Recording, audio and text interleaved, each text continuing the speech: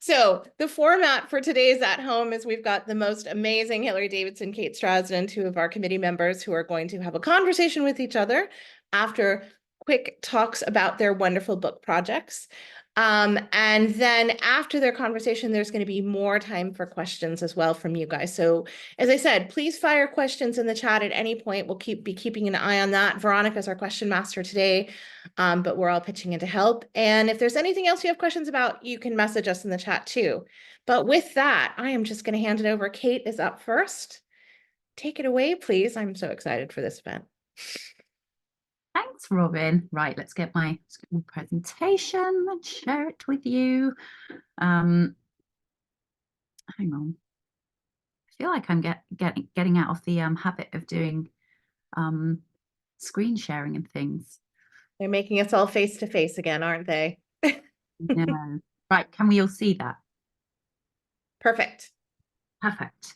Thanks. This is really lovely because like Robin said, this was a space that brought great joy through the pandemic, and so sharing this is fantastic. And it's practically a year to the day since the book came out. It came out February 25th last year. And it's just come out in paperback, so it's hit that transition point, which has been really exciting. So I'm talking about the Dress Diary of Mrs Anne Sykes, and I thought briefly, for anybody that doesn't know, I would just kick off with the kind of origin story of it, which is that for many years I made lace with a group near where I live in Devon in the southwest of England. And it was kind of my opportunity. My kids were both young at that point. One was a toddler, and I missed the opportunity to have networks of female friends child-free.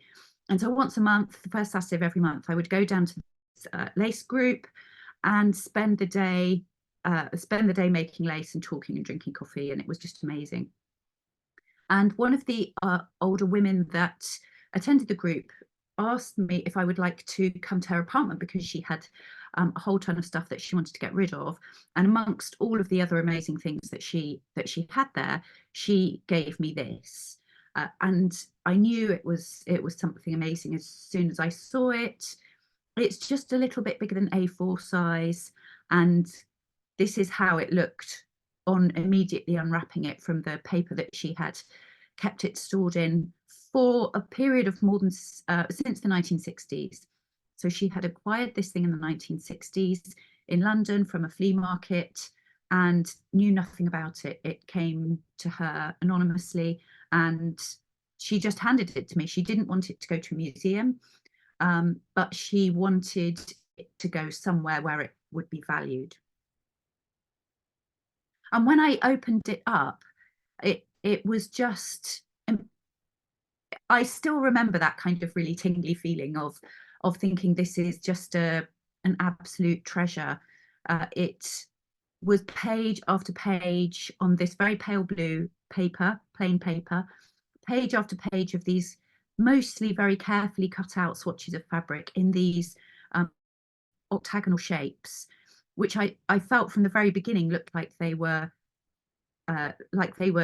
photo, like the kind of photo corners that photographs would have been mounted onto. Just dozens and dozens, well, hundreds, in fact, swatches of fabric of all different kinds with captions above them. So very tiny, inky captions that usually just gave a name, a year, and very occasionally some additional information, but not very much. They're very spare captions. So not much given away. And from the outset, even just from a kind of early perusal, I could see that the names did not identify anybody. So they were all written in the third person. So you can see there that it says things like Harriet's, Jane's dress, can't even read that one because it's so tiny, something satin, or it would say Fanny Taylor's sash, 1846. So the names were always in the third person. I was in the middle of another project at that point, but my intention was always to try and figure out who may have been the keeper of the album. And I assumed it had to be a dressmaker. I thought probably, given that there were more than 100 names in the album, I thought probably it was a dressmaker's album that she'd kept of the swatches of cloth that she had acquired through the course of her career. But when I sat down to transcribe the actual captions, which seemed like a sensible place to start, there were two clues that immediately jumped out. The first was a caption that read, Emily Taylor's sash, worn to the Preston Guild, 1842.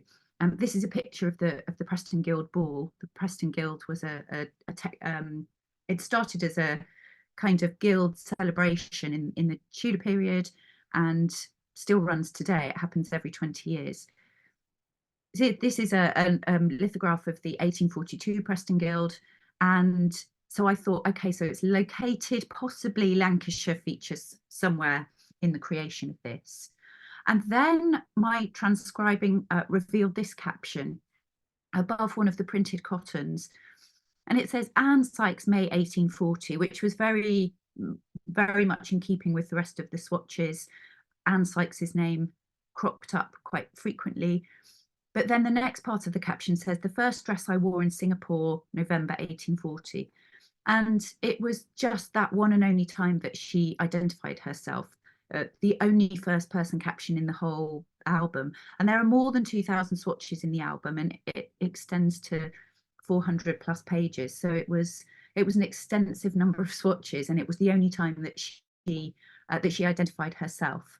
And anyone that's done that kind of genealogical research or used sites like Ancestry will know that once you get a name and maybe you can start to pin some dates down, it will reveal plenty. And so I did discover that Anne Sykes was the daughter of a mill owner called James Burton. He had 4 cotton mills in and around the Tyldesley area of Lancashire. And so she'd grown up in this very prosperous textile-based family in the mid-19th century. And once that kind of information was locked in, I was able to expand from there in ways that I had never anticipated, actually. So I was able to establish that Anne had married Adam Sykes, Anne Burton married Adam Sykes on September the 20th, 1838. And she recorded the 2 swatches here. This is Adam's vest that he wore to the wedding, and Anne's, it's a very sort of, it's a window pane check cotton. But she didn't acknowledge, she said it was the wedding clothes of Anne and Adam Sykes. And this is the church that they married in. It's St George's Church in Tyldesley in Lancashire. So they married in September 1838. And then quite quickly, their life took a unexpected turn, really. On July the 1st, 1840, they left Liverpool on board a ship called the Friends, and they travelled to Singapore, where Adam had been given the job of heading up operations for a company, a mercantile corporation in Singapore. And they lived there for the next 7 years. These are just some beautiful watercolours that the surveyor James Thompson, capturing that period of time in this land that was thousands of miles from anything that Anne had ever known. So the album then takes on this lovely flavour of a completely different time and space, and I think became even more important to her because she was then using the swatches, I think, as a way of remembering the people at home. I think people were sending her swatches and she was pasting them in, and it was her link to home.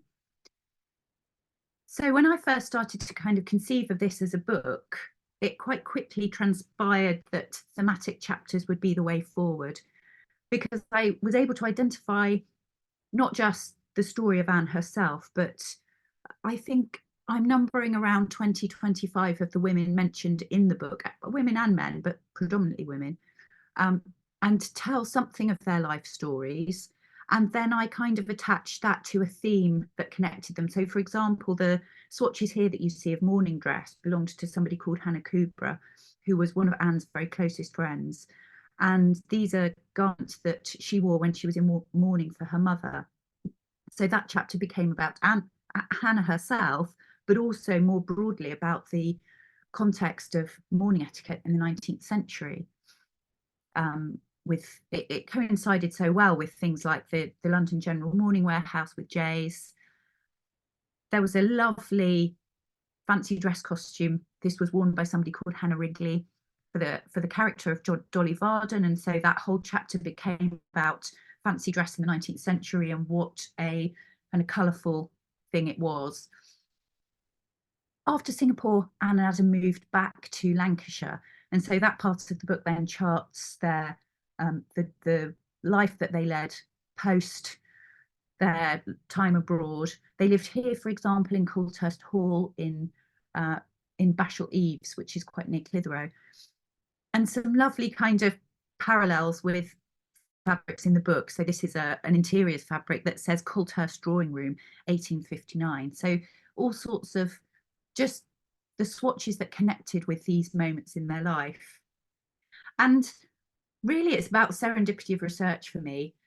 The very last swatch that I found in the book that was tucked into the back of the cover when I first went through it, it fell out of the back, and it was this piece. And it says part of Queen Alexandra's court gown, or court gown belonging to Queen Alexandra. It was given me in 1912 by her dressmaker's sister. And I had spent, well, more than 10 years on my doctoral research, which was looking at the extant garments of Queen Alexandra that I had just been finishing off as a project for publication, just as around the time that I acquired the album. So it felt like a direct link, a direct moment of serendipity that indicated I was always supposed to have this book. And so my quest really ended there. Well, it hasn't ended, but I spent, just before sending off the final draft for the manuscript and after lockdown, because I should point out I wrote the entire book during lockdown. I started writing it in January 2020, and then handed the manuscript in April 2021. And in the January 21, I went on a bit of a kind of Anne Sykes odyssey and travelled around different parts of Lancashire where I knew that she had lived, and then eventually went to Bispham Churchyard, which is where Anne and Adam are buried beneath this beautiful Celtic cross. So that's a run through the life of Anne Sykes, but I still think there's plenty more to find out, and there's just a fraction of swatches that I've covered. So thank you very much.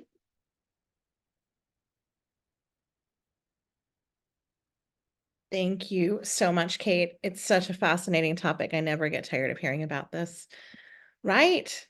Hilary, are you ready? Thank you. I will share my screen and give you an introduction to my book. Over here. So my book is about someone who is much more well known, and I didn't have to hunt down, Jane Austen.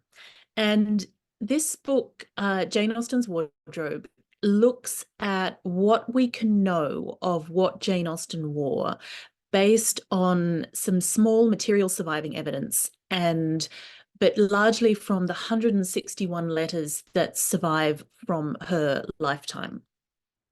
And I also came up with this book. I came up with the idea of this book in lockdown. It was, I think, sort of April or May 2020, and I was in a cottage in rural Wales, and I had spent about 5 years researching and writing a book on Regency fashion in general, overall. And that came out in 2019 as Dress in the Age of Jane Austen. So for that book, I used sort of Jane Austen's lifetimes and her family as the entrance to this kind of broader world of Regency dress for men and women. And it was kind of because I was doing a book tour for that I had ended up being in America and then in Britain as the pandemic struck.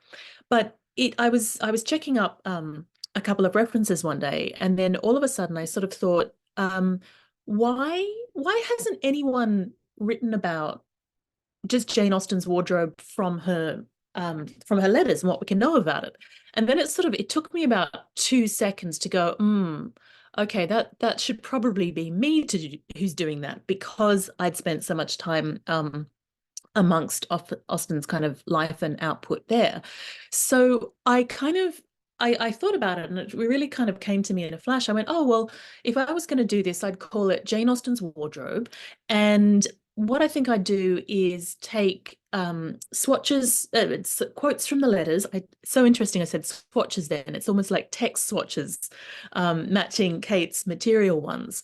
But to take quotes from the letters, and on one side, I would have what it is, the quote from the letter, and just an explanation of it. And on the other side, I would give examples of the kind of things that represent what she's talking about.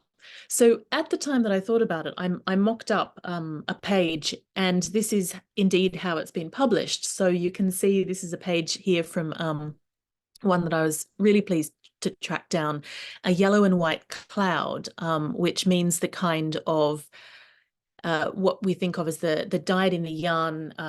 It's called ikat in other contexts, but you dye the pattern first and then you weave it. So you have this slight clouding effect. And it, although I didn't write the book in lockdown, I conceived it during the pandemic, and I really got the go-ahead talking about it with my publisher when I was in hotel quarantine in January 2021, having finally made it back from Britain and into Australia, and sitting out the quarantine very nicely in a 5-star hotel the government paid for. And then I started to kind of really conceive the book seriously. So it does, you know, I'm working with someone who is very well known, but I was really interested in what you can tell from texts and what you can pull out. How can you read between the lines? And how could I use my experience as a dress and textile historian to expand upon these kind of references that were clear to Austen in her time, but not necessarily clear to us now? So Jane Austen herself, she was born in 1775 in Steventon in Hampshire. She had 6 brothers and 1 sister. She moved to Bath in 1801, and in 1805, her remaining family, her mother and her beloved sister Cassandra, and she moved to Southampton to live with one of her brothers after their father's death unexpectedly. So they had a period of kind of instability. They moved around till 1809, when another of her brothers gave the ladies of his family a place to live in Chawton Cottage in Hampshire, which is now Jane Austen's house and a visitor centre. So it's during that time that she was living in Chawton that she completed and published her 6 finished novels between 1811 and 1817. There's also 2 unfinished novels, now called The Watsons and Sanditon, but she died early at the age of 41 in 1817 in Winchester, where she is buried in the cathedral.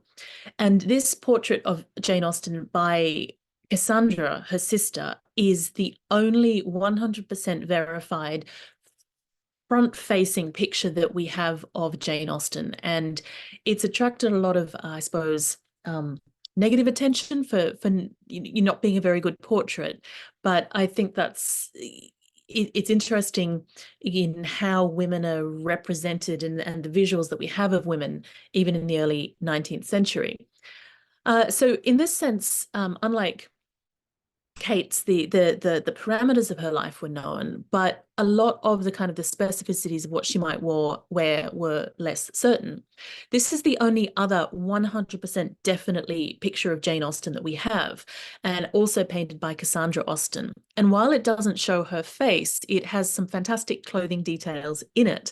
So I could use the portrait dress and this dress as, I mean, these are clearly things that we know that Jane Austen wore. And I have recreated this dress for Jane Austen's house with a very early example of the back buttoning that becomes typical more from sort of the 1810s in Regency dress. So I had those 2 images to sort of soundly base things upon. And then there are a few bits of surviving kind of pieces of dress that belonged to Austen. The most well-known is, and the only body garment of hers, is a brown silk pelisse that has a very strong provenance of having belonged to Austen. I did a reconstruction of this and an academic article about it where I really kind of interrogate the evidence, and I'm kind of 95 to 97% sure that this was Austen's, and I think this is the one that she's referring to in the quote. So that's the best kind of real thing of hers that we have. There's also in Jane Austen's house the muslin shawl that was said that she made it, but it probably belonged to her. I'm not entirely sure that she made it, mostly because the sewing is not as good as the definite example of Austen sewing that we have in an embroidered handkerchief for Cassandra. And then there's some pieces of jewelry.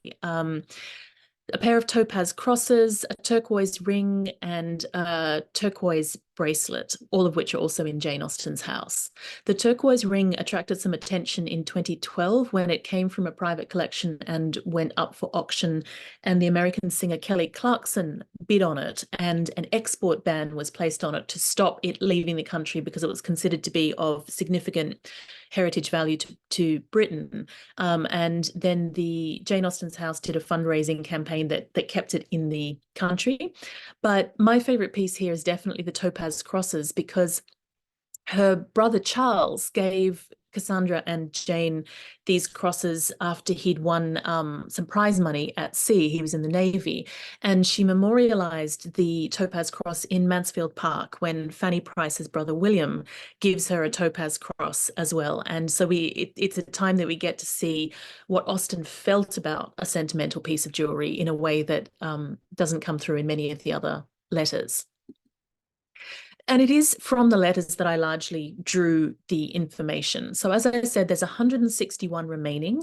It's estimated that Austen wrote somewhere around 3,000 letters during the course of her lifetime. Cassandra burnt a lot of them before Cassandra died in the 1840s. So we know that there were more and some are missing. And so what I've been kind of working with here is about 5% of Austen's total epistolary production.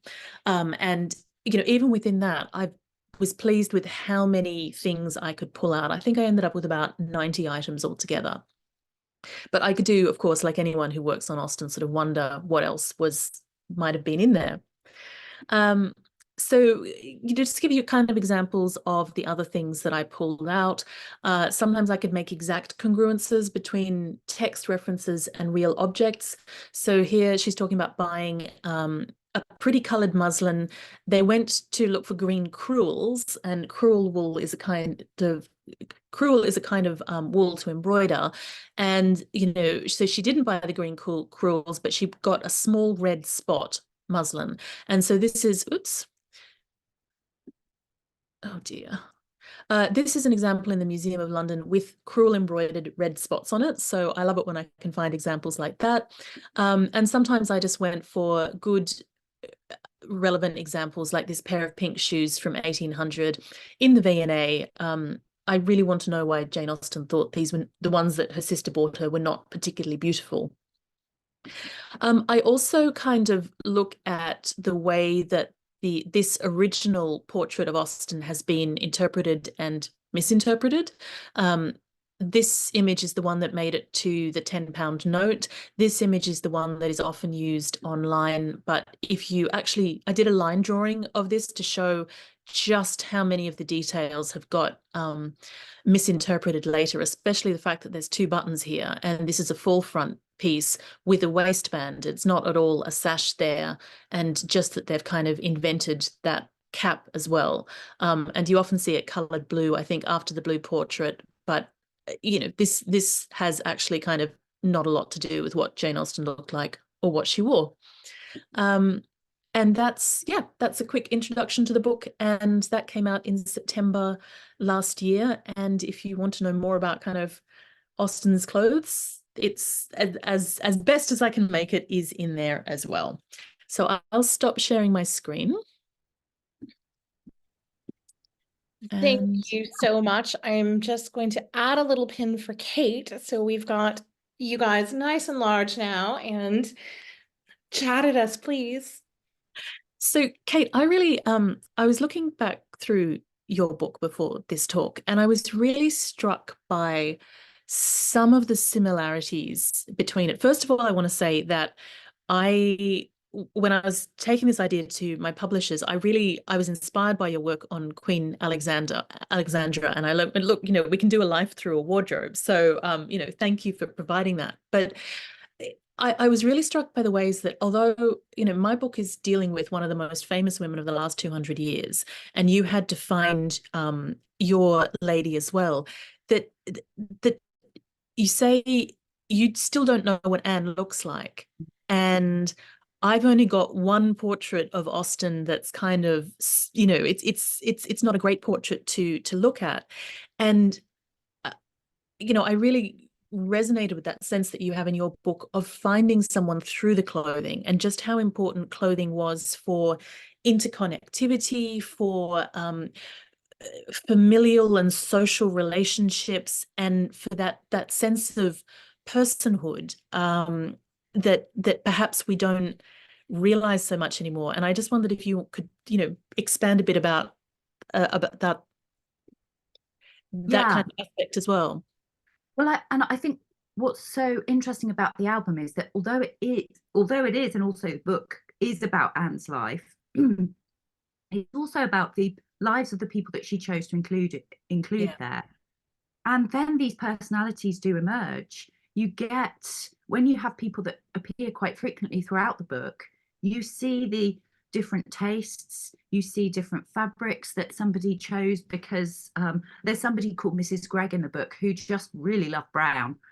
All of her garments were either floral brown or shades of beige, and she didn't deviate from that at all. And I was fascinated because I thought, you know, how much did everyone think, oh, Mrs Gregg and her brown dress? And so that sense of personality really emerged from all of these faceless women. And in fact, I had a really brilliant email not that long ago from somebody. So I spoke in the book about somebody called, I'm coughing, I'm going to cough, I'm sorry. My son giving me a nice chest infection. There was somebody in the book called Miss Garnet, and I didn't know anything about her. There weren't any dates attached to her, and I hadn't found anything about her. But all of the clothes that were associated with her were very, very bright. There were lots of stripes, lots of very bold colours. And I just said in the book, I think she was, I get a sense of someone who was quite a live wire. And somebody contacted me recently and said, I know who Miss Garnet is. She was called Martha Garnet. She lived in the next village. I've been doing some research into that village, and I know that she used to visit the Sykeses for tea. And she was really into the local art scene, and she wasn't known to be something of a character. And I was so thrilled, because I thought, well, of course, that's exactly what I imagined. But interestingly, what Miss Garnet says in one of her diary entry, that she was going to Colthurst to see Mrs Sykes' new portrait. And that has just been tantalising, because that means Anne had her portrait taken, and I can't find it anywhere. But it means that maybe somewhere out there it exists. That she's one of those unknown women, you know, portrait of unknown women, portrait of a woman. Yeah. But and so the multiple personalities that emerge from that is really, but that's true of all of the kinds of things that we've done with, I think, both of these books. I mean, you must, did you feel that you kind of got a sense of personality that emerged with Jane? Was that something that through that really detailed forensic analysis of her letters? I think it is, and I think that's what's interesting for me as well, is, you know, Jane Austen is so heavily biographized, and I haven't written a biography, and I wasn't interested in setting out to write a biography, but in mapping the clothes that I can know that she wore, you get a different sense of her as a person. And I mean, first of all, what's really interesting is how closely connected her and Cassandra's clothes were. They weren't just sisters, they were best friends, you know, the center of each other's lives. And they often wore the same thing. So they'd buy fabric together, and she talks it. I think it's in the quote about the cruel muslins. It's just what we prefer. The texture is just what we prefer, and so you have this fantastic sense of intimacy, but also a reflection in the wardrobe, and the sense also that they buy for each other, which is very common, the practice of proxy shopping, which men did as well. You know, someone's going to London or Bath, and then you say, oh, I want, you know, a pretty coloured muslin. And Cassandra would know instantly what Jane meant by a pretty coloured muslin. And so those pink shoes, Cassandra bought them by trying them on her own foot, so she knew they'd fit Jane. But I think what I really most enjoyed kind of going through systematically through the letters there was realizing how much Austen enjoyed clothes, that she liked clothes, she enjoyed pretty clothes. And at some points, especially when she's in her mid to late 20s, the letters start in 1796 when she's 21. And there are things that she's buying clearly that they're fashionable, they're not functional. And I think that's a side to Austen that has been underestimated. There's this kind of sense of, oh, you know, she's a dowdy, rural, reclusive spinster, but that she's often joyful about clothes, and she has this kind of range of reactions to clothing that I think we can kind of really relate to now. In sort of, sometimes she's bored by having to think about clothes, sometimes she's vexed, or some things go wrong, and the kind of her personal engagement with clothing was just lovely to discover. And I'm convinced, I've never seen her say a good thing about purple. I don't think she liked purple. She doesn't say it in fiction, and she criticizes other people's purple clothes.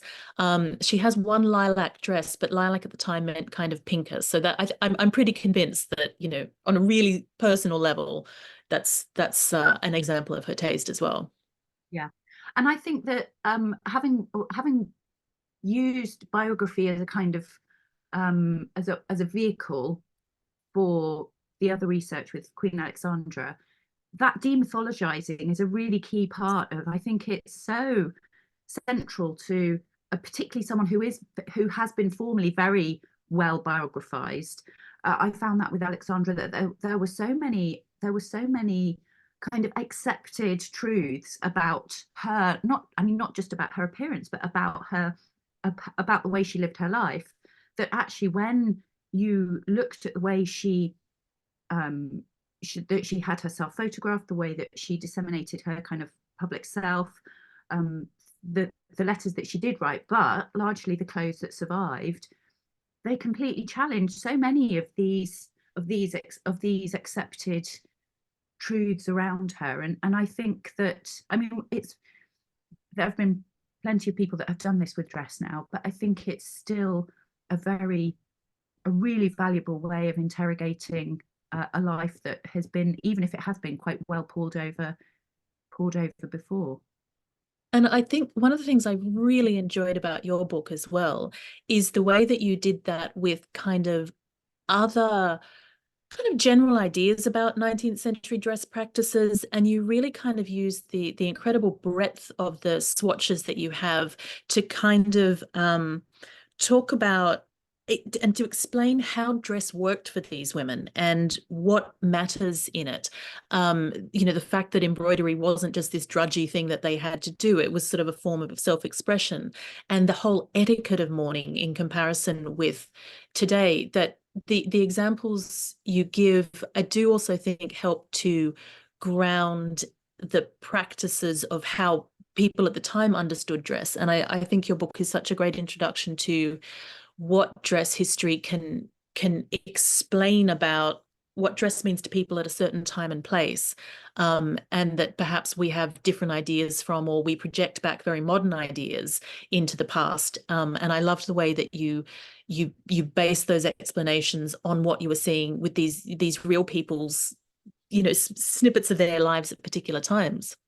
But it was interesting to go from, I think for me, that was about moving from so the Queen Alexandra book was Bloomsbury academic, it was academic monograph, and this was with a trade publisher, and so it was a different kind of, I was aware that were probably going to hit a different audience who might not come, they might not ordinarily have reached out for a book that focused on dress history. And so it had to be as much kind of social, broader social history as it was about dress. And so that made it kind of interesting. But also I felt I didn't have to carry the weight of people's expectations in the way that Anne isn't well known. And do you think, was that something you were aware of when you were writing yours? Because you are writing about somebody who's so well loved, and that people feel that they have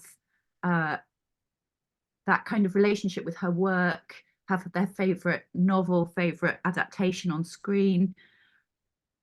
Did you find that was, or have you subsequently found that was a kind of quite a weight to be writing about somebody so well loved? I felt that more with the first book, because like you, my first book, they're both from Yale University Press, but the first book was an academic book and the second book is a trade book. So I feel like the first book got a lot of the kind of the grappling with the vast quantity of Austen's scholarship and the kind of conceptual ideas about Regency dress, and, you know, what Austen's work can tell us now and what her family can tell us now. But I found Jane Austen's wardrobe quite liberating to write, in a sense, because I wasn't trying to do that overarching biography. And I feel sort of more like I'm just there to annotate it. You know, one of the joys of the letters is that Austen lets herself go. And I think this is interesting as well, that, you know, Anne Sykes, she only slips into the first person once. She's created a very formal document that is for external consumption.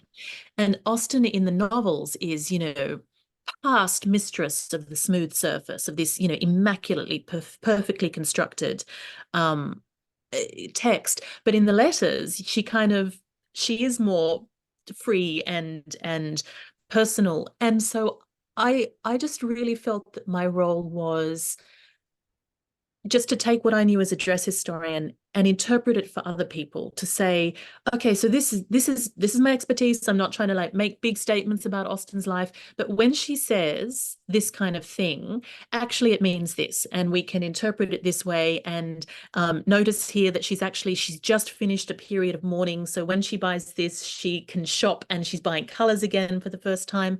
So I felt that was I quite enjoyed it, because I could just almost see and say, you know, here's the thing and here's what it means. And I would hope that it's going to be useful to other people if they're writing about Austen. I've already had a couple of romance writers contact me and say that it's really helpful for kind of getting some of the period detail into their books.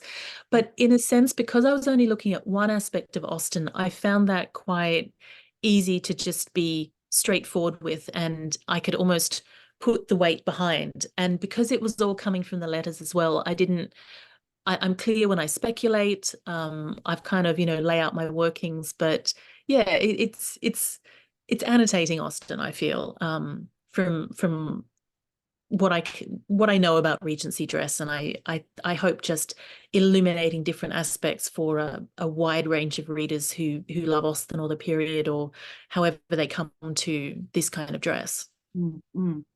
But it's true, isn't it? It's the holes are the things they're the things that excite you, but they're the things that also can be eternally frustrating. Yeah. The idea that most of history, or most of what we might be trying to read about whatever aspect of the past we're interested in, it's mostly holes, and we're just kind of fussing around the edges of those chasms. And I felt very much that, because Anne's diary isn't a diary, and there's no epistolary collection with Anne. Anne's voice is completely absent from the whole album. She never really gives away any emotional, personal indication about aspects of her life that must have been really challenging when she was living in Singapore, or anything about the journey there, or whether she felt friendless there. There's nothing like that. And so trying to kind of discover her between the spaces really between those swatches is, and I guess as well with Jane Austen, you have that, like you say, you have just a tiny percentage of what she actually spoke about, and you're just looking around the edges of those holes, and it's kind of it's exciting but also frustrating at the same time. Did you find that as well? Very much so. And especially for Austen, I think one of the things I thought I could do with this book was offer people more information, because people so much want to know about those absences in Austen's life.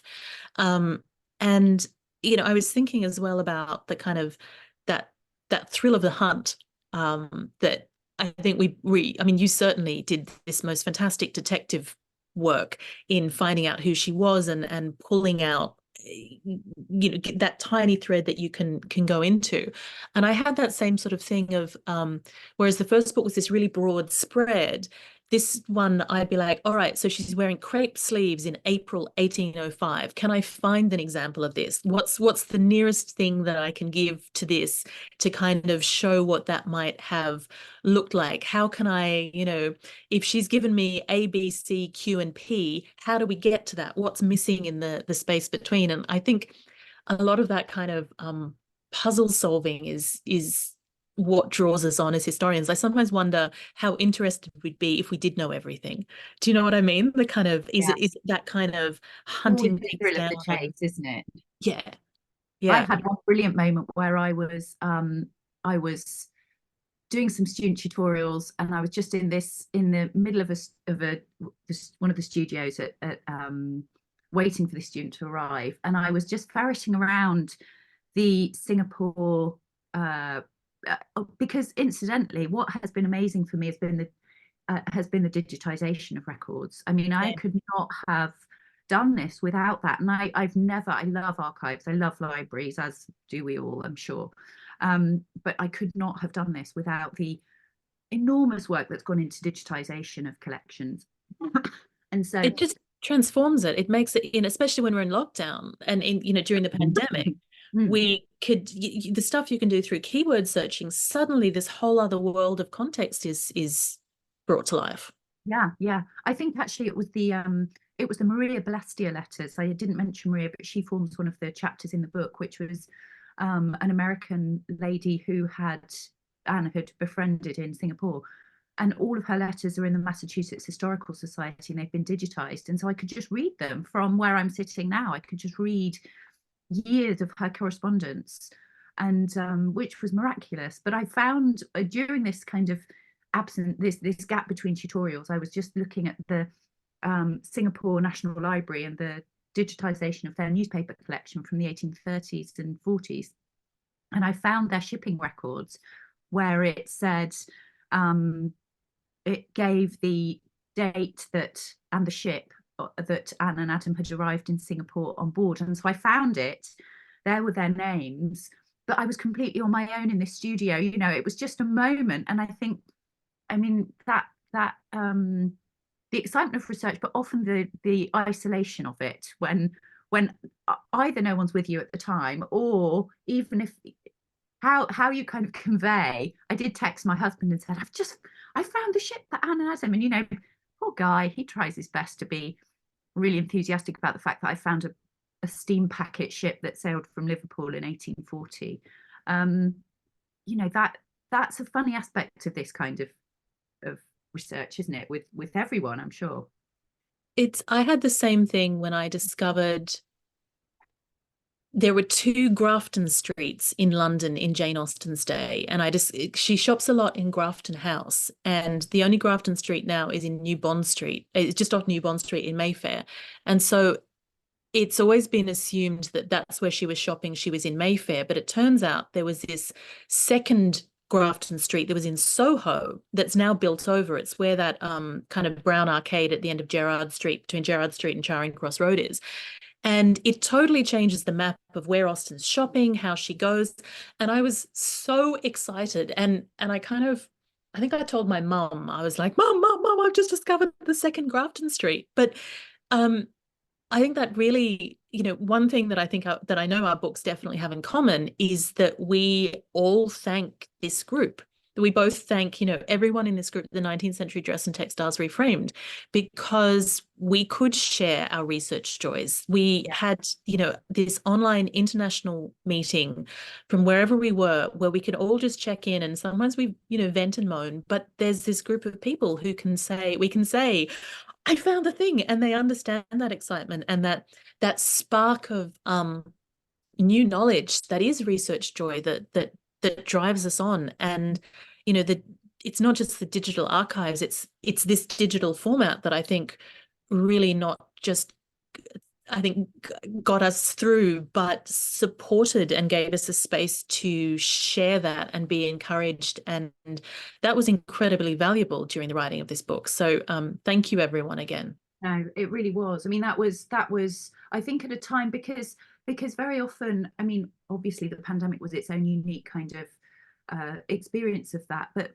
very often dress history is that kind of, I don't live near anybody that does what I do for a job. And even when I'm teaching where I teach, it's a very I'm the only kind of dress history person. Everyone else is more about studio, and so to find those communities, and in fact this broader community was a really special part of all of that, because I'm not near anybody else that's doing this job, and it's kind of it can be kind of isolating, and it was so valuable for that reason. You guys, sorry, Robin, you had I was just going to say back at you, but it almost is a really beautiful segue to maybe bring in there are questions happening in the chat.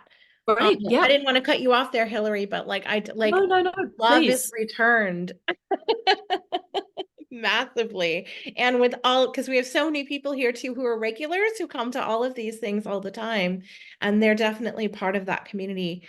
Veronica, did you want to come in with some of the questions? Yeah, I was subtly putting on my camera and unmuting myself, all ready and raring to go. So perfect moment, Robin. We do have a few questions that have come through in the chat. I'm literally just going to go through them in order rather than trying to curate them into any kind of organized fashion. So the first one is for you, Kate. It's from Karen in the Netherlands, and it's quite a tough one, but a fun one. If you could ask Anne Sykes one question, what would it be, and why this particular question above any other? I think really what I would love to know is why she decided to do this in the way that she did. I don't think she was unique in doing it, because there are other examples, particularly in the US. But no, I mean, hardly any. I've only found there's the Barbara Johnson album in the V&A, but I haven't come across any other albums like it. And I've kind of surmised that it was because she came from this family that was rooted in textile manufacture, but I don't really know. And so I would love to know why she kept it in the way that she did, how she organized, how she made the decisions about organizing things as she did, and then why she chose to stop. Because she stopped in the 1870s but lived for another 20 years or more. So yeah, I think just the kind of the mechanical questions about why that album came into being would be it for me. Lovely question. Okay, so the next one is for Hilary. It's from Katie. She's curious to know how you located or searched for the clothing that you feature in the book. Well, I was quite lucky that because of the previous book, I had about 5,000 images of Regency dress to draw from. So I could really go through those, but I was also really familiar with all the places that the dress could be. So I kind of had it already set up that either I might have something that worked in the images I already had, or I was really familiar with what was out there in terms of fashion plates and real collections. So I piggybacked on the prior knowledge from dress, and then just hunted down the things that I thought that best exemplified the text reference. Right, and that kind of network of museums with dress collections, can you talk a little bit about how because obviously we are sort of familiar with it, having worked in the sector and been in this field for a while, but is there any tips you might have for people who are less used to navigating it? Yes, absolutely. If someone else can look up these links maybe while I'm talking, that they might be able to put them in the chat. First of all, the Dress and Textile Specialist Network in the UK has a map on their website of all the dress and textile collections within the UK. Then the Fashion Archives project that's coming out of FIT, where I currently teach, they're trying to map dress and textile collections all over the world. And it's a really kind of good interactive map there to kind of start with, to look at where collections are based. And as Kate said, more and more people are digitizing things, so that makes it easier. And then for the first book, actually, I put together a website of institutions that will let you use images from their collections free for academic publishing. So I'm going to put that link in the in the chat as there as well. And that's a really good way to look at places, especially like the Rijksmuseum and the Metropolitan Museum of Art. They often will let older pieces be used free, and they've just got fabulous digital collections. So any kind of major place that does have images has just a huge amount of resources. So I'm going to put the link in the chat there. And that was also, I use that a lot to pull up contextual non-dress object images. Brilliant. Thank you, Hilary. The next one is to both of you. It's a bit of a speculative one, and I don't know how I'd answer this, so I'm glad it's going to you two. It's from Eileen. I love how the everyday nature of clothes gives us a window into different times and different lives. It's absolutely fascinating. Do you think in decades to come that people will look back on our times now with the same fascination? Ooh. I do. I do, absolutely. Not least because of something that people are already calling the digital dark ages. So we, in the early 21st century, so many things are digital, images, pictures. We are creating more images than ever before, but how are we preserving them? And if we don't have the technology to read the digital images that we are creating, they are lost. So people are already speculating that the early 21st century, in, I don't know, centuries to come, is going to be inaccessible. So I think for that sense, it might actually be, we think we're kind of like saturated with information, but there's already going to be a lacuna that might be harder to find out how we dressed. I mean, on the other hand, fast fashion may also be making up a complete substrata of, you know, the archaeological layer, so that might balance it out. But that's my thoughts on it. Okay. I agree, and I think that, you know, the fascination with dress remains potent and will going forwards. I think just seeing anyone that followed saw the fury about the Sargent and Fashion exhibition, we were all talking in great detail about the Guardian review that talked about, you know, basically why are all these old frocks getting in the way of the paintings, and the idea that dress is somehow divorced from any of those kind of social events, people, everything. It's everything. It's the author of that review doesn't work around naked, you know. No, well, exactly. And I said that. I was just about to say, I always say, because I lecture to the Art Society in the UK, who can be I mean, for anyone that's members, everyone's lovely. I always have a lovely time there. But I think quite often, particularly amongst some of the male members of those groups, they're always a bit suspicious about why dress forms a valid part of the decorative arts community that they talk about.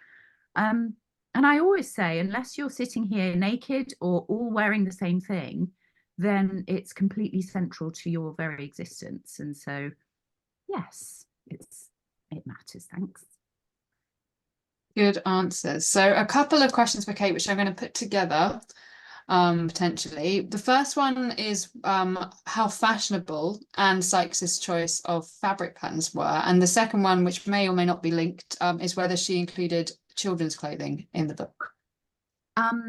It's really fashionable. So you can chart the changes of the decades. It starts in the late 1830s. There's a couple of swatches from earlier that she includes of her mother's, and then she keeps the book until the early 1870s. And you can chart those decades. You can see that she's including all of the kind of changes in fabrics, changes in colours. There are aniline dyes in there. So the changing technologies and the changing all of those kinds of trend changes feature in the album. So she was definitely, how much she would have regarded herself as a kind of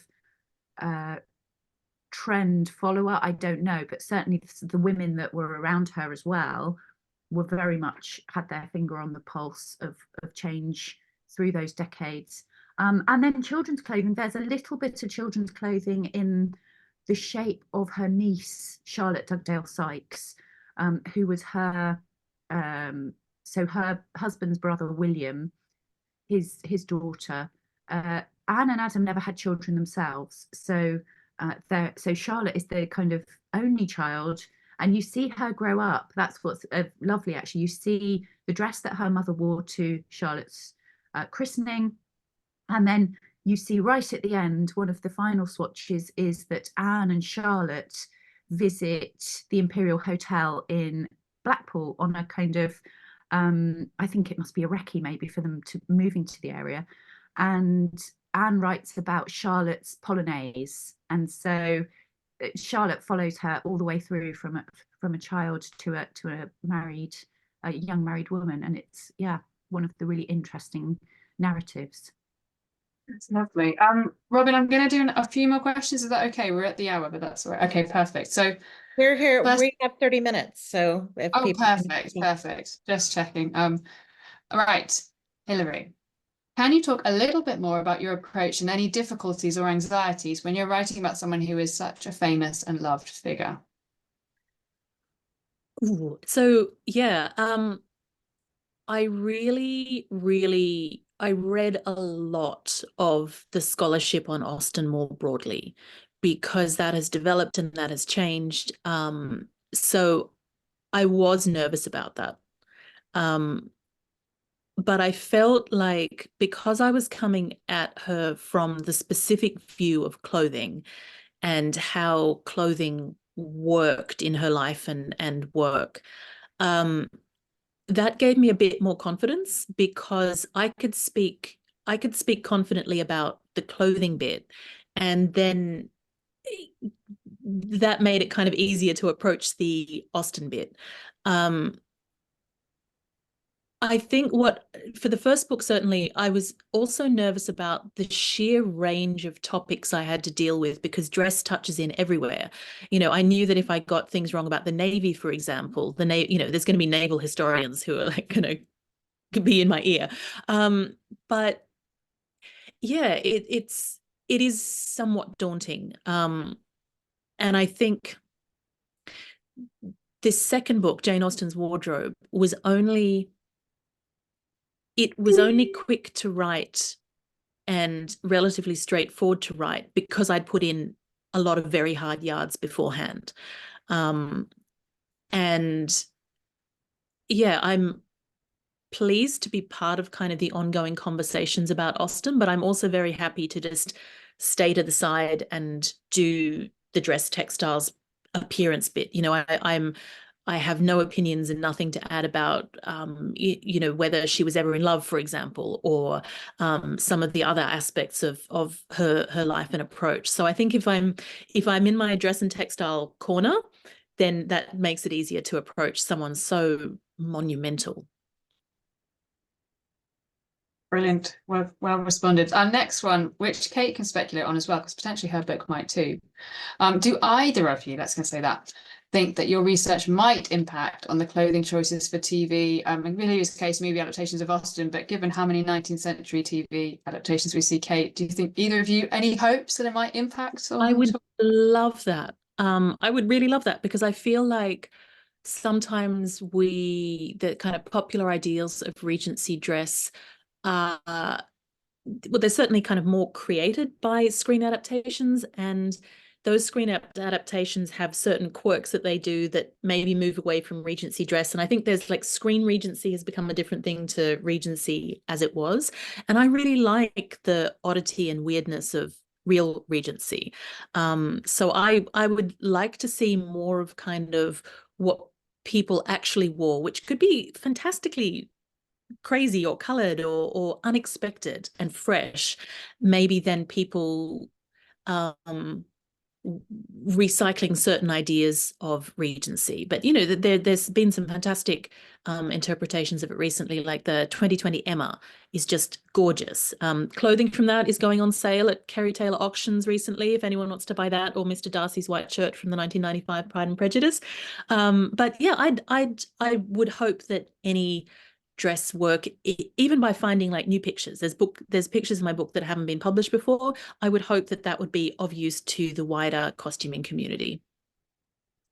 Kate, any thoughts on what your book might Yeah, prompt? I agree. I think particularly in terms of colour, because I think what Anne's album reveals as much as anything is just that vibrancy. There's so much, those swatches that have been caught in the pages, they've just retained all of their colour. And the pattern, particularly those 1830s roller prints and just glorious complex patterns that I think the idea that the 19th century is I think particularly the mid-19th century, just as photography is coming in, there's that sepia hued perception of it. And when you look at those fabrics, they're just so mad that would be amazing. And I would like to digitize, actually. I think what I became very aware of with my book is that I've got a certain number of, you know, it's a standard format book size. So it's slightly different to Hilary's in that sense, that it's not illustrated in the same way. It's got sort of 16 color plates in the middle, and I would love to digitize. Oh, look, thanks, Hilary. Sorry for the blur, but yeah. I would love to digitize the whole album, actually, and make it available to people. I'm not at all kind of precious about retaining any kind of close look eye on it in that way. So my intention is to digitize it because I think the patterns of the fabrics would just be brilliant to be out there. Yeah. Okay, so Kate, you sort of touched on this, but it might be worth revisiting in case people didn't catch the names or aren't familiar with these. But we've got a question about whether Anne Sykes copied someone else with the. Do you think Anne Sykes copied someone else with the idea of the dress diary, or was she unique? And did other women of the time do something similar? Albumization practices were really common at that time and throughout the 18th and 19th centuries. I and maybe beyond. I'm less familiar with those areas. So I don't think she was unique in that the idea of memorializing, be it flowers or poetry or autographs, was very normal. And I think textiles were probably more common than we have now. But I think, as ever, because they were female practices and because they were domestic and they were considered to be therefore less serious as a kind of artistic output, I think they were therefore not valued. And so perhaps they were cut up if they existed, or thrown away, or maybe exist in attics somewhere still. But so I don't think she was unique. I think it's just sheer good luck that this one actually survived in the way that it did. But yeah, there's probably, to date, I've found maybe 7 or 8 in US collections particularly. They have survived there in greater numbers for some reason. I'd love to do some follow-up research on those connections, but yeah, none other in the UK, unless anyone knows different. Okay, so question for both of you, I think this one. Did either of you struggle with the handwriting at all? Don't know if Hilary wants to start, given that hers was founded purely on... Well, I'm very, very lucky in that I could work with the 4th edition of Jane Austen's letters from Oxford University Press. The great Austen scholar Deirdre Le Fay did all of the legwork on the Austen letters. She also wrote the most fantastic chronology of the Austen family that starts in the 17th century and goes through to the 21st century. So I was very lucky that I could just refer to the immaculate printed editions. I had some more challenges. Sometimes Anne's own handwriting against the swatches. So although they're very sparse, they're not extensive, but they're very difficult to read because she wrote very, very small words against some of the captions. So they were quite difficult to decipher sometimes. And I think some of them I perhaps still haven't quite.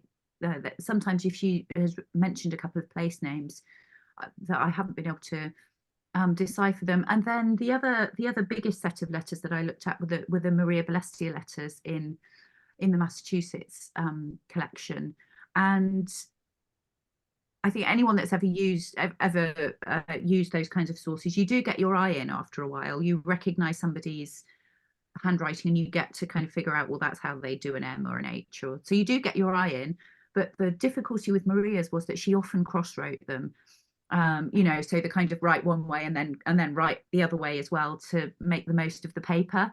And so they are, somebody did tell me a tip about how to interpret those by photographing them and then black kind of creating a negative for each layer so that you can focus on the different angles of writing. So yeah, they were particularly gruesome. It sounds really stressful.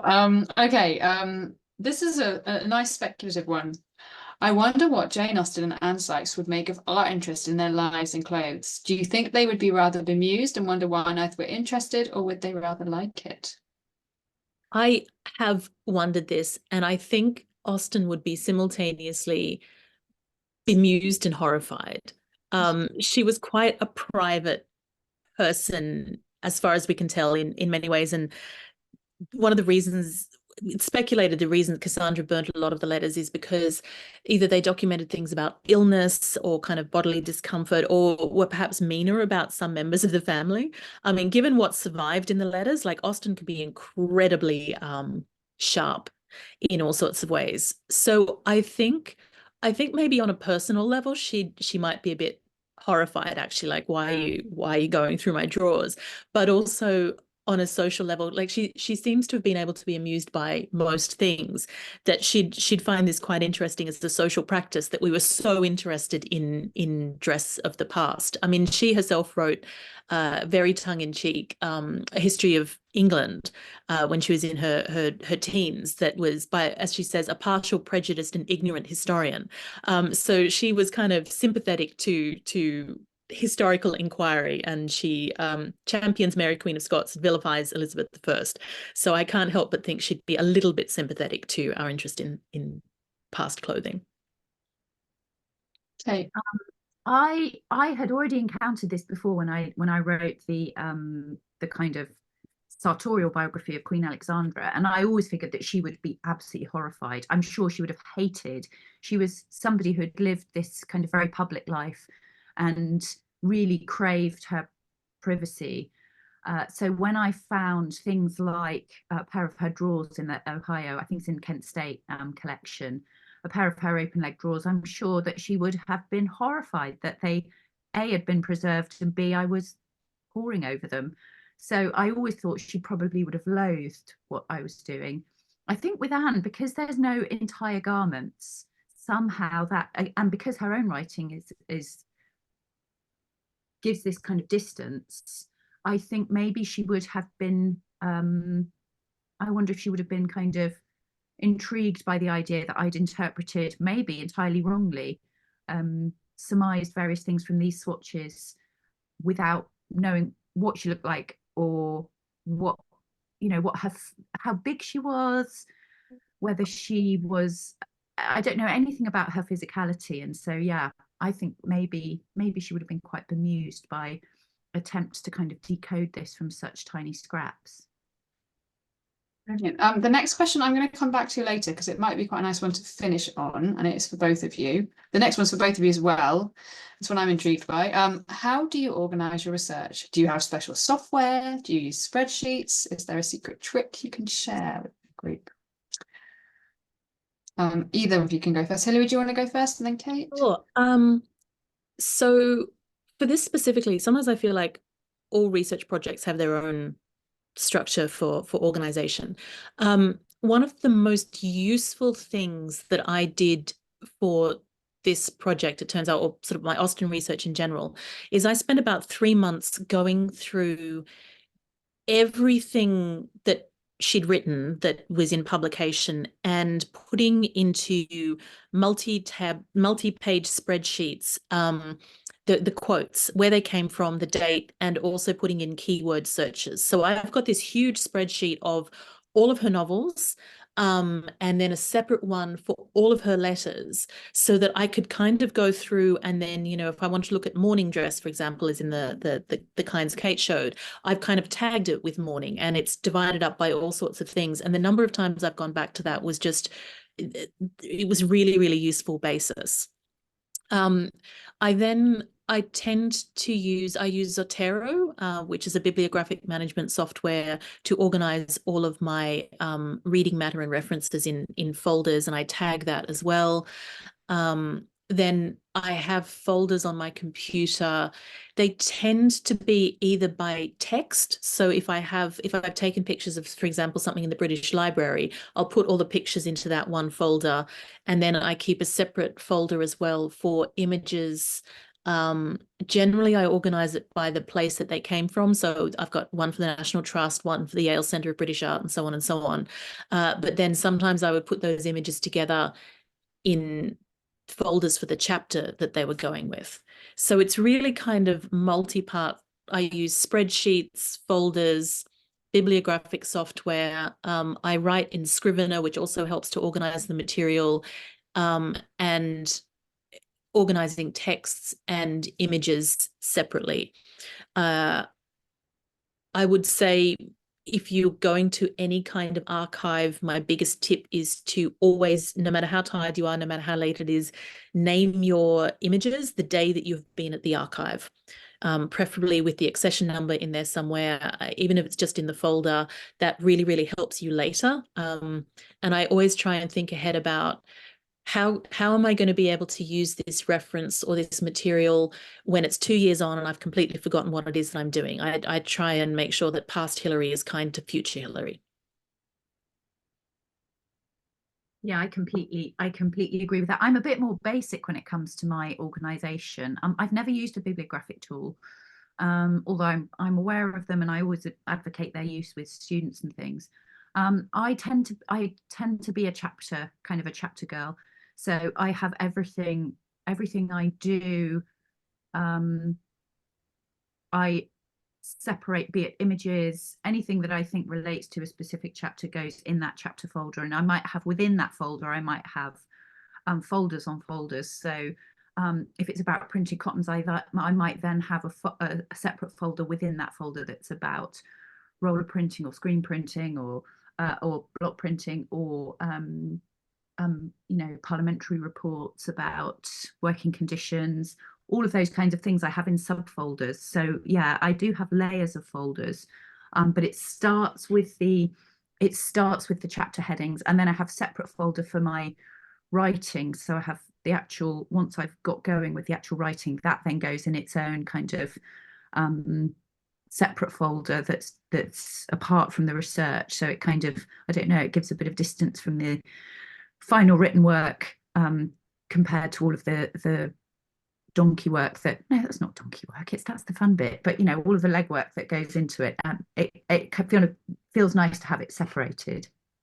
I would also add to that I can't stress enough how useful it is knowing really clearly what the division and what the chapters are is before you kind of go into that process, because otherwise you're having to move things around, even if you can, you know, even if it takes a while to get, but going in with a clear structure just means you can go, this goes in this basket, this goes in this basket, right from the get-go, which I've just found really streamlining. Yeah, and I think that the publishers' desire to see a proposal that is fully formed with chapter headings is fantastically valuable for that reason. I mean, it helps you to visualize the structure, but it does also mean you can make those kinds of you can silo things off because you already know what the headings actually amount to. Fantastic advice. Wishing I'd had it before I started what I'm working on, but there we are. I'll muddle through. So I'm going to do one more question for Kate, and then a joint question for both of you, and then we'll see where we sit within the timings. Kate, it's about the USA and the fact that you mentioned it has more fabric diaries than the UK. And it's a question as to why you think some of them haven't been written about yet. It's worth noting that someone in the group is actually working on one of the USA diaries and has still a way to go, but still doing it, as you've answered that question. I think partly because they are these ephemeral objects that have landed in vast collections of other things. So I know that one of them, for example, was in the is it the Lowell textile collection in Massachusetts? Somebody might be able to correct me on that, which I think has closed as a public-facing archive now. And when there are just tens of thousands of objects in these collections, I think sometimes as more ephemeral objects, sometimes they get they're just not known about. What I have found is that very often they are the subject of things like master's theses. So there is research that's been carried out into a lot of them, and they are unpublished in as much as they haven't perhaps found a formal publisher, but they have had research that has been conducted into many of them. And so but there isn't a really formal. I think it would be really interesting to do a survey of just to see how many are out there, to see if I've often thought that it would be good to do a call out and say, anyone got this kind of thing in your collection, and do a kind of state of the field type analysis.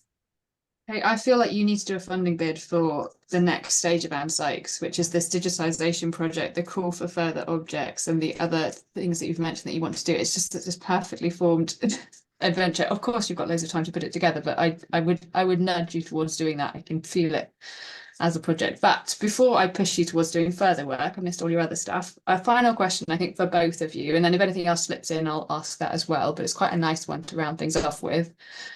So, to both of you. You are given a box that contains the nugget or puzzle piece of information you would most like to find in your work. What is it? And if you need a beat to think about that, that is fine. Can I be greedy and say all the rest of the letters? I mean, I don't know if that's too much, but if I can have that, I would like all the letters that got destroyed. That would be amazing. And that's a really good question. Yeah. Would you like all letters plus the time to read them and research them? I think is. Oh, Or okay, just that's even more sensible, because the thing is that, like, you know, if we're being realistic, if the cache of the rest of Jane Austen's letters came up, that's it. That's someone's life gone. You know, Deirdre Lafayette devoted herself to like the 161 that are left. Like, this is it. This is whole departments of universities spent working on Jane Austen letters. But if I could just have them first and read them through for the dress, then everyone else can do what they want with them. And I suppose I should say, you know, any unfinished manuscripts, but really it's the letters would be just illuminating in so many ways. So yeah, brilliant. I came across this once before when I was doing Queen Alexandra's work, because there are 40 volumes of letters that she wrote that were written between her and her sister Dagmar, who married into the Russian imperial family, and they survive, but they cover 40 years of their correspondence, and hardly anyone has seen them, and they're in one of the Russian state archives, but they have been all but no one's ever seen them. They're all written in Danish. I know that one Danish journalist saw one volume in the recent years. They write about dress loads apparently, but they're all in Danish. They're all in appalling handwriting, and they're in some archive. They keep moving. They started in the Moscow State Archive, and they're so I know they're there. That's always been incredibly tantalizing. I know they're there, and I've never, so, but for me, it would be a picture of Anne. I'm sure there must be a photograph of her, apart from that painting. I'm sure there must be a photograph, because she and Adam had become kind of gentrified enough by the time they came back from Singapore to be at the very ideal sitters for a studio, you know, a cabinet card or a carte de visite. So I'm sure there must be a photograph of Anne out there somewhere, but probably because they didn't have direct descendants, it's maybe in a, you know, some album somewhere, some unknown great aunt that nobody knew what their name was. So I'd love to have a photograph that was absolutely pinpointed to be Anne herself. that's interesting, Kate, because you just made me realize I didn't ask for you know, the equivalent of like a photograph of Austen or a better portrait. I think it just made me realize, like, I'm more interested in what she wore than what she looked like doing it. You know, like the fact that we kind of have an idea and there's enough written about it. It's sort of, I'm okay with that. Yeah, interesting. It's Robin, I'm going to hand back to you to round us off. Is that okay? Yeah, absolutely. I mean, absolutely fantastic, as I knew it would be. And so many things. I mean, echoing Veronica, like as I'm just having a book to go print, I wish I'd known those things, but I've learned a lot. And one of the things we have talked about amongst us is having a bit of a focus this coming year on writing. And not exclusively, because we don't want people to feel like this is a group only for people who write books. It isn't at all. But I know there's a lot of people out there who want to think about, who are, you know, by the question we've had of like, how do you do this? How do you organize your research and everything? So we want to do some more sessions around that. We might even do some little workshops together and get together and write later in the year and the summer. But this has just been absolutely inspiring. Thank you so much for being so generous with your time and your ideas. It's so fascinating to hear your thought processes behind two such beautiful, gorgeous books that we all love. So thank you very much. And thank you for this community and for everyone in the audience for coming and listening and, you know, being supportive and supporting a space where we can share research joy and we don't have to do such formal presentations, and we can kind of talk about this area that we really love. So yeah, with this the audience makes it as well. So thank you everyone for coming. Yeah, absolutely. And the audience makes it because I'll put it once again. I did say it earlier. There's a link. Please, please use that link to put in a little form to come and talk to us about what you are doing. And you do not have to be a widely published author talking heads on television like we've got today. You can be a student just starting out. You can be a maker who's working on, and we want to hear from you.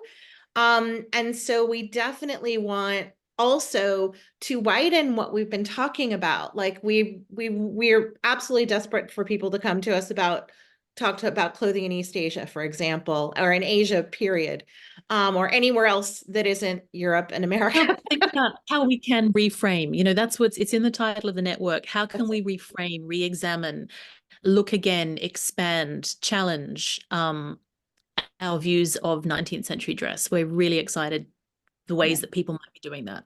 That's right. It's different methodologies, perspectives. It's not all you must be a scholar with a big PhD or a book project. Sometimes it's that fresh pair of eyes, that different insight that really brings it to life and brings that new reframing to it.